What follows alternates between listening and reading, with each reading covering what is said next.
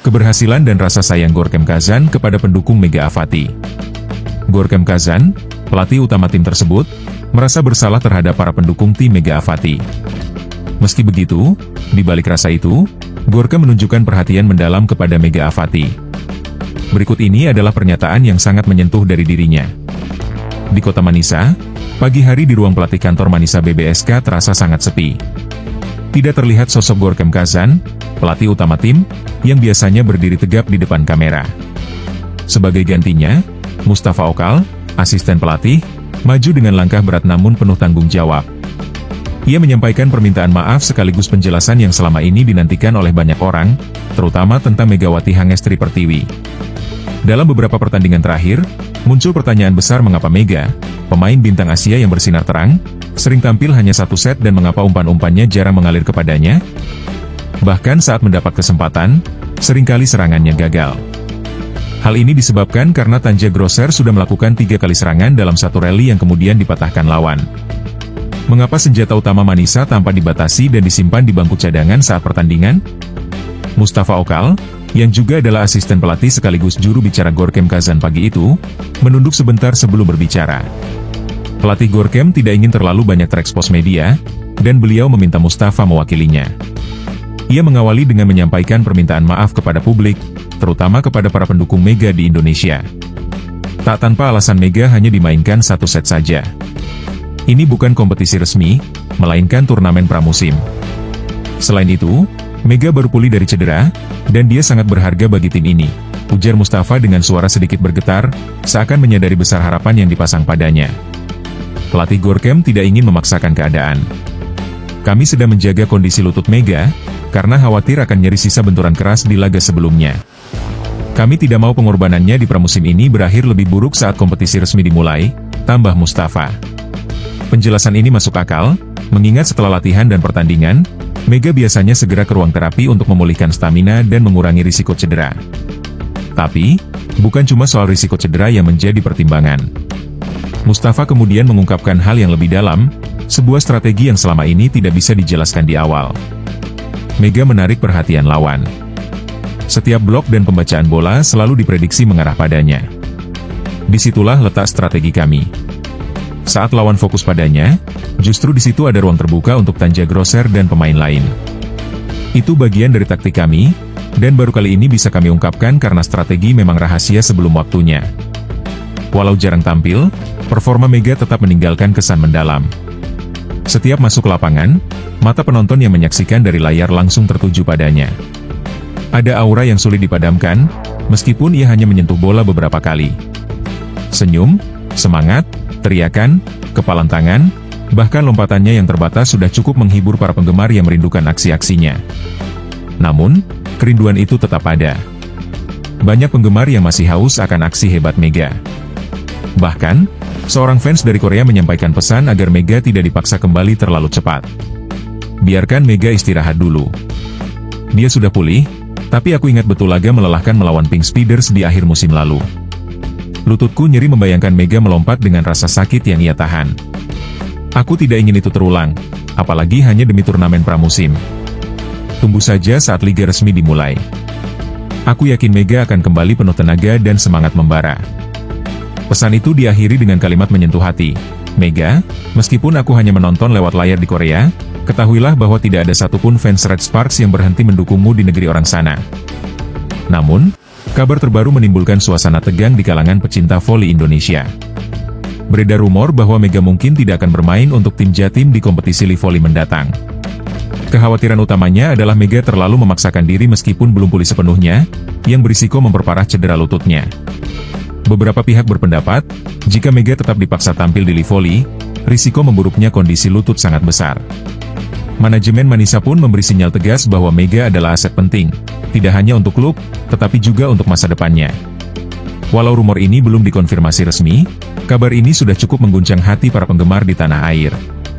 Ada rasa kecewa karena mereka tak bisa menyaksikan aksi Mega langsung di kompetisi lokal, tapi di sisi lain, mereka merasa lega karena Mega tetap dijaga kesehatannya. Akhirnya, Mega resmi masuk dalam skuad Ban Jatim untuk kompetisi Li Voli 2025 divisi utama yang akan digelar di Gor Nambo, Tangerang, hari Rabu 3 September. Ini dimungkinkan karena Liga Voli Turki baru akan dimulai Oktober 2025. Absennya Mega tentu menjadi kehilangan besar bagi Ban Jatim, mengingat perannya sebagai salah satu pemain terbaik Indonesia. Tim pelatih berharap Mega bisa bergabung di babak Final Four, fase penting dalam kompetisi tersebut.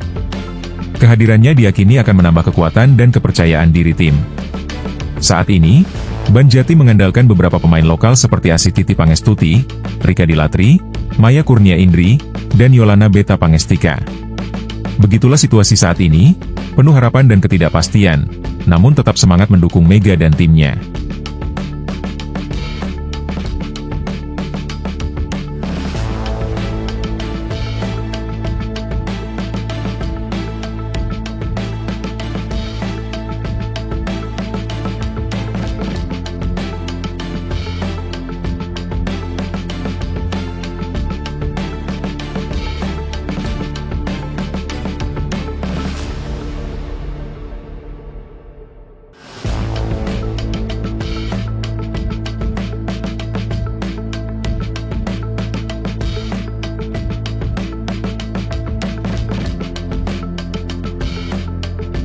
Menghadapi tantangan besar di babak kualifikasi, semangat dan optimisme harus terus dipupuk agar tetap menyala.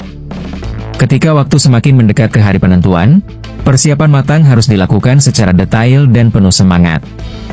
Pertandingan penting yang akan menentukan nasib timnas Indonesia semakin dekat, tepatnya pada tanggal 5 Juni mendatang.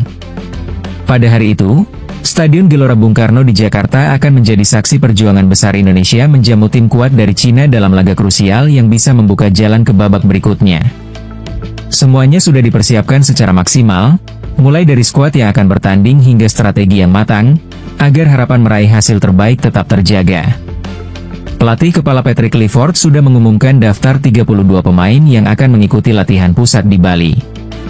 Dari jumlah tersebut, nantinya akan dilakukan proses seleksi dan pengurangan menjadi 23 pemain sesuai regulasi, untuk mengikuti lanjutan pertandingan di grup C Piala Dunia Zona Asia. Setelah pertandingan melawan Cina, tim nasional Indonesia akan langsung bertolak ke Osaka, Jepang, untuk menghadapi laga terakhir fase ini. Kedua pertandingan ini sama-sama sangat penting. Kemenangan adalah keharusan agar peluang melangkah ke babak berikutnya tetap terbuka dan tidak tertutup. Tanda-tanda positif mulai muncul dari berbagai aspek. Kabar baik datang dari kondisi pemain-pemain kunci yang sebelumnya sempat mengalami cedera atau mengalami masalah kesehatan. Dean James, yang sebelumnya diragukan bisa tampil karena cedera, kini sudah sembuh total dan siap membela timnas Indonesia.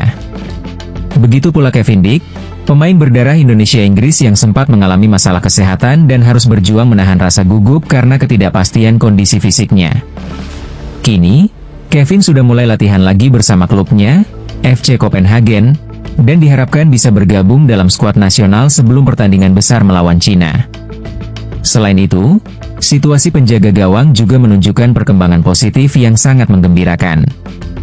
Emil Audero, yang sebelumnya diragukan karena terlibat dalam playoff Serie B bersama Palermo, kini dipastikan akan bergabung dengan tim nasional saat pertandingan di Bali. Palermo telah kalah di leg pertama, sehingga Emil akan bergabung setelah pertandingan terakhir klubnya pada 29 Mei mendekati waktu keberangkatan ke Indonesia. Dengan kondisi ini, semua pemain utama yang sebelumnya diragukan bisa tampil kini sudah dalam kondisi terbaik dan siap tempur. Kondisi pemain lainnya juga cukup mendukung. Stefano Lillipali, Sayuri, Yakob, Yance, serta pemain-pemain lokal seperti Ricky Kambuaya dan Egy, semua dalam kondisi prima dan siap dimainkan. Bahkan, meskipun Marcelino tidak bisa bergabung karena cedera, opsi penggantinya tetap tersedia, seperti Obeliano Reinders yang tampil impresif di latihan dan pertandingan terakhir. Keberadaan pemain-pemain ini memberi harapan baru dan menambah kekuatan tim di lini serang maupun pertahanan, sehingga pelatih memiliki banyak pilihan strategi. Sementara itu, situasi di lini belakang juga menunjukkan perkembangan positif yang sangat menggembirakan. Kapten tim, Jess, yang sebelumnya menerima kartu kuning sehingga harus absen dari pertandingan terakhir Serie A melawan Juventus, kini sudah bisa fokus mempersiapkan diri di Bali. Absennya Jess di laga melawan Juventus sebenarnya memberi peluang bagi pemain lain seperti Zai untuk tampil lebih segar dan membantu pertahanan. Dengan semua pemain belakang dalam kondisi terbaik, pelatih Patrick Clifford memiliki banyak opsi untuk menyusun strategi pertahanan yang solid dan efektif. Kendati demikian, tantangan dari pihak Cina tidak bisa dianggap remeh. Tim lawan yang pernah mengalahkan Indonesia 2-1 dalam pertemuan sebelumnya akan berjuang keras agar bisa memetik poin penuh di kandang kita. Apalagi, Cina sangat membutuhkan kemenangan agar tetap berharap lolos ke babak berikutnya. Mereka akan berusaha keras dan tidak mau melepas kesempatan ini begitu saja. Mereka juga berharap hasil dari pertandingan lain seperti antara Bahrain dan Arab Saudi bisa mendukung langkah mereka, sehingga mereka bisa mengamankan posisi di babak berikutnya. Dalam situasi ini, kekuatan mental dan kesiapan fisik pemain sangat menentukan hasil akhir. Semua pemain harus menjaga kondisi agar tetap bugar, sehat, dan fokus penuh selama latihan dan pertandingan. Dukungan dari pelatih, staf medis, dan seluruh tim pelatih di Bali sangat penting agar tidak ada yang mengalami cedera atau kelelahan saat menjelang laga penting ini. Keberhasilan tim tidak hanya bergantung pada kekuatan individu, tetapi juga pada soliditas dan kerjasama tim secara keseluruhan yang kompak dan penuh semangat. Selain kesiapan dari skuad utama, pelatih juga mengandalkan pemain muda dan pemain lokal sebagai pendukung yang siap masuk kapan saja dibutuhkan. Ada nama-nama seperti Ricky Kambuaya, Yobliano Reinders, serta pemain-pemain lain yang sudah menunjukkan performa terbaiknya selama latihan dan pertandingan persahabatan. Hal ini menunjukkan bahwa tim nasional memiliki kedalaman skuad yang cukup untuk menghadapi tekanan besar dari lawan yang berambisi meraih kemenangan. Di sisi lain, kondisi Kapten Venezia, Jess, yang sebelumnya terhambat karena akumulasi kartu, kini sudah bisa beristirahat dan memulihkan diri. Ia diharapkan bisa bergabung kembali di Bali sebelum pertandingan melawan Cina. Kehadiran Jess sangat penting untuk memperkuat lini belakang, terutama dalam menghadapi serangan cepat dan pola permainan lawan yang dinamis.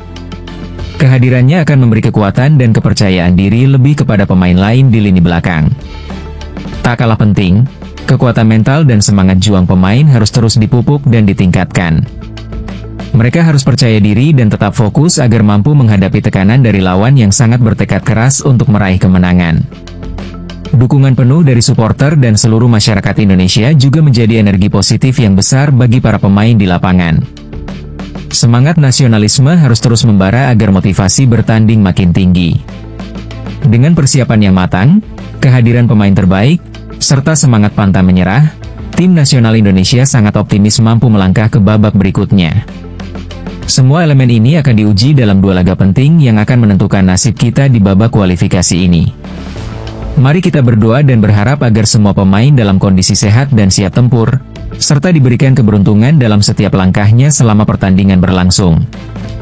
Semoga usaha keras dan doa kita membuahkan hasil terbaik, dan masa depan sepak bola Indonesia semakin cerah dan gemilang. Mari kita sambut pertandingan ini dengan penuh semangat dan keyakinan bahwa Indonesia mampu bersaing dan meraih kemenangan. Jika kita tetap fokus, bersatu, dan berjuang bersama, tak ada yang tidak mungkin. Kemenangan ada di tangan kita jika kita percaya dan berjuang sekuat tenaga. Indonesia bisa.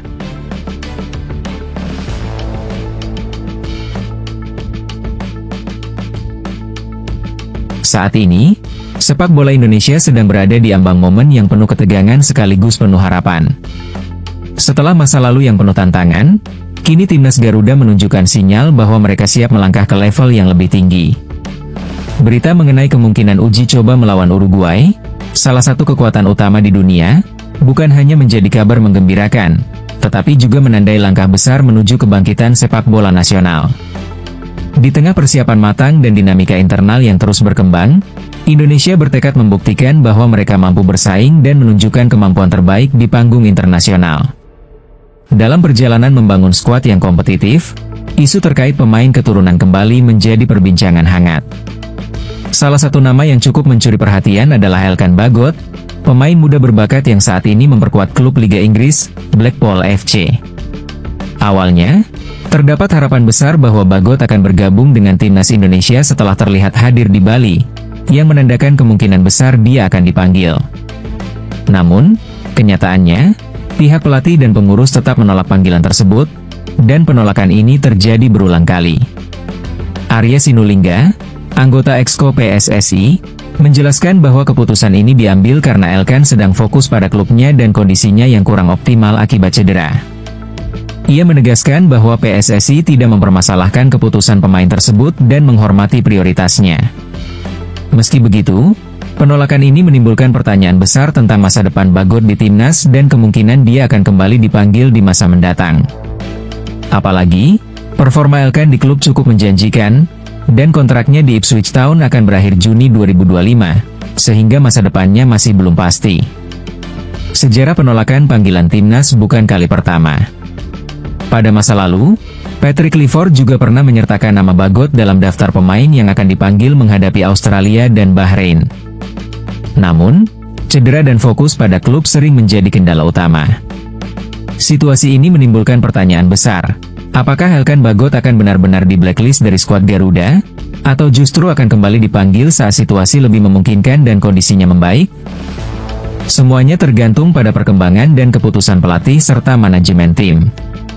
Di tengah keruwetan internal tersebut, kabar positif datang dari lini serang timnas Indonesia.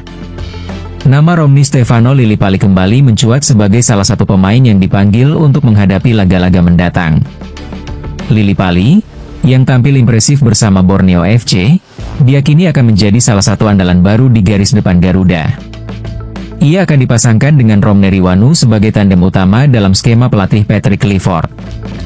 Lillipali, yang terakhir tampil dalam laga uji coba melawan Turkmenistan pada September 2023, menunjukkan bahwa dirinya memiliki potensi besar sebagai pemain yang tajam dan cerdas di depan gawang lawan.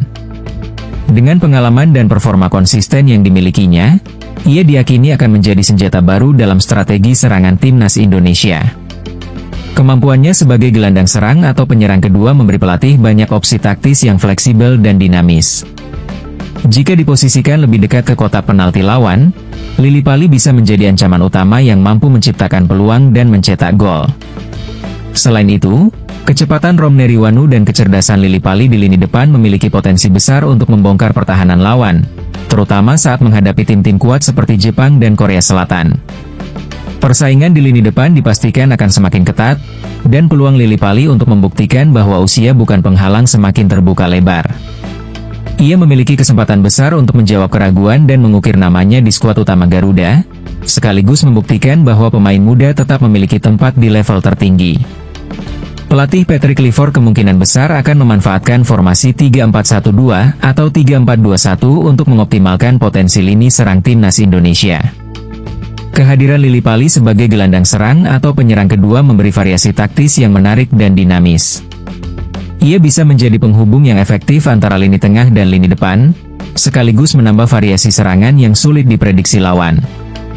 Jika Clifford memilih menggandakan penyerang, kombinasi Lillipali dan Romny bisa menjadi duet maut yang mematikan, saling melengkapi satu sama lain. Kecepatan Romny dan kecerdasan Lillipali akan sangat membantu saat menghadapi pertahanan rapat lawan, terutama saat melakukan serangan balik atau membuka ruang di lini belakang lawan. Dengan pengalaman dan kepercayaan diri yang terus meningkat, pemain muda ini diharapkan mampu memberi warna baru dan meningkatkan efektivitas serangan skuad Garuda di level internasional. Ini menjadi momen penting baginya untuk membuktikan bahwa usia dan pengalaman masih bisa bersinergi dan membawa manfaat besar bagi tim nasional. Pelatih Patrick Clifford kemungkinan besar akan memanfaatkan formasi 3-4-1-2 atau 3-4-2-1 yang adaptif, menyesuaikan dengan kekuatan dan potensi pemain yang ada. Kehadiran Lillipali sebagai gelandang serang atau penyerang kedua memberi opsi taktis yang menarik dan dinamis.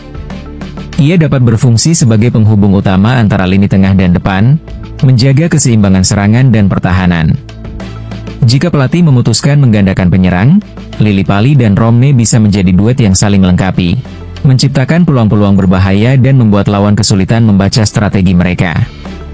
Kecepatan Romny dan kecerdasan Lillipali akan sangat berguna saat menghadapi pertahanan rapat lawan, terutama saat melakukan serangan balik cepat atau memanfaatkan ruang di area penalti. Selain itu, keberadaan pemain muda yang berbakat ini juga membuka peluang untuk pengembangan jangka panjang. Pelatih dan manajemen tim harus mampu memaksimalkan potensi mereka agar menjadi kekuatan utama di masa depan. Strategi pengembangan pemain muda dan peningkatan kualitas permainan secara keseluruhan menjadi kunci dalam menghadapi tantangan dari tim-tim kuat dunia maupun Asia. Di saat internal timnas sedang bergulir, muncul kabar menggembirakan dari luar negeri. Menurut Cristina Gonzalez, Duta Besar Uruguay untuk Indonesia, pihaknya sangat terbuka untuk menjalin pertandingan uji coba melawan skuad Garuda. Bahkan, mereka berjanji akan menurunkan skuad terbaik dalam laga tersebut, yang direncanakan bisa digelar tahun depan. Ini bukan hanya sekadar pertandingan persahabatan, melainkan bagian dari rangkaian perayaan hubungan diplomatik kedua negara yang akan memasuki 100 tahun pada 2026 mendatang. Dengan berbagai langkah strategis dan peluang yang terbuka lebar, Indonesia menunjukkan tekad kuat untuk bangkit dan bersaing di level tertinggi. Dinamika internal yang meliputi pemanggilan pemain, strategi taktis, dan pengembangan pemain muda menjadi fondasi utama dalam membangun kekuatan baru. Kehadiran figur seperti Simon Tahamata sebagai kepala bidang scouting memberi harapan bahwa pencarian dan pengembangan talenta akan berjalan lebih profesional dan sistematis.